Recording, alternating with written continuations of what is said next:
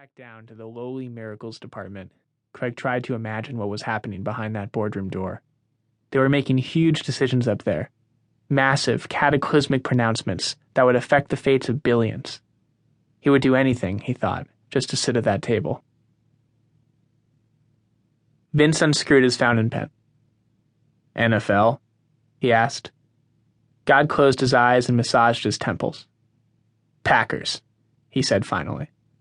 The archangels murmured their approval. Vince wrote down Packers on a legal pad and circled it. We'll make it happen, he assured him. What about NASCAR?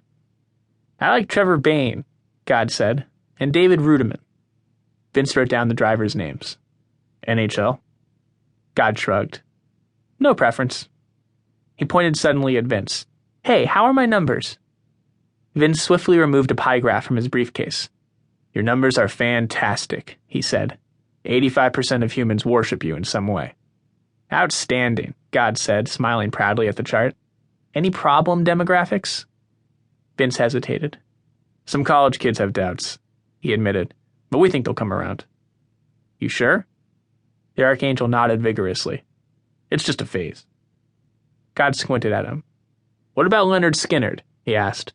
Whatever happened with that? Vince swallowed. Leonard Skinnard was God's favorite band, and for months he'd been pressuring his archangels to somehow reunite the original lineup. I'm not sure it's feasible, Vince said. I mean, half of the founding members are dead. What about the guys who are left? Gary Rossington, Larry Junstrom? If you got those guys together in a room, I bet they could still rock. Vince sighed. We'll keep working on it. God folded his arms. And the Yankees? Up 3 games, Vince said, quickly pulling another chart out of his briefcase. And A-Rod's got a 20-game hit streak. God leaned back in his chair and smiled. All right, then, he said. Let's play golf. Craig returned to the main floor of the miracles department, a grid of tiny cubicles where he spent the vast majority of his life. The place looked even gloomier than usual now that he had seen God's office and the palatial boardroom where the archangels did business. But as soon as he sat down at his desk and turned on his computer, his bitterness faded. On the screen, flashing brightly, was a potential miracle. He clicked on the link, and the computer zoomed in on a tiny street in Mobile, Alabama. A boy and girl were walking home from summer school, looking bored and miserable in the brutal August heat. Craig waited patiently as they approached a nearby fire hydrant. Then he spiked the subterranean pressure and made the hydrant erupt, drenching the kids with a burst of ice-cold water. They danced under the deluge, shrieking with laughter. Craig couldn't believe it. His trip upstairs had distracted him so much he'd almost missed a hydrant miracle. He felt so guilty. He should never have left his desk. He scanned the globe and quickly found another potential miracle. A middle-aged woman in New Brunswick was wearing an old jacket and had no idea her pockets were filled with cash. Craig hit her with a harsh gust of wind, and after muttering a few intense curse words, she shoved her hands inside her coat for warmth. Within seconds, she was pumping her fist in the air, a wad of crumpled 20s in her hand. Craig leaned back and smiled. The woman was dancing in the empty parking lot now, slapping her buttocks aggressively in a kind of improvised Macarena. There was nothing more exhilarating than watching humans celebrate your miracles. Craig allowed himself to watch for 30 seconds, then closed the window.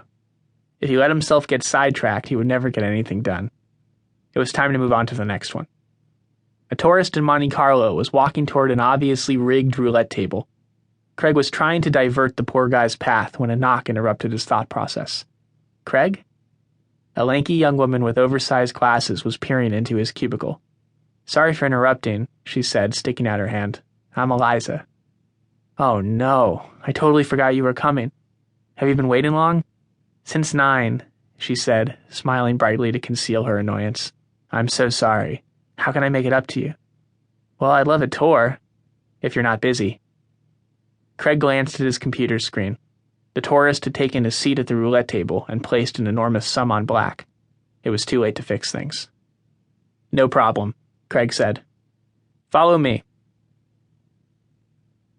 Eliza had just been promoted to the miracles department after toiling for 3 long years as a sub-angel in prayer intake. Craig had agreed to show her around her new floor, but his trip upstairs had seriously delayed him. Eliza had spent her first morning as an angel in the break room, checking her BlackBerry over and over in search of an explanation. She was furious at Craig and made her wait